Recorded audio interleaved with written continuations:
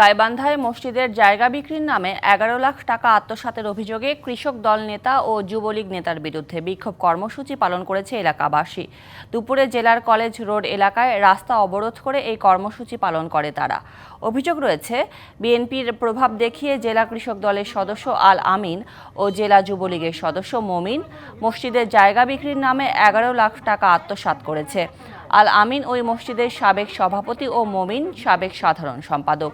এলাকাবাসী বিষয়টি নিয়ে একাধিকবার সালিশ বৈঠক হলেও কোনো সুরাহা না হওয়ায় অভিযোগ করেছে বিক্ষোভকারীদের। এদিকে রাস্তা অবরোধ করে বিক্ষোভের সময় সড়কে যানজটের সৃষ্টি হয়।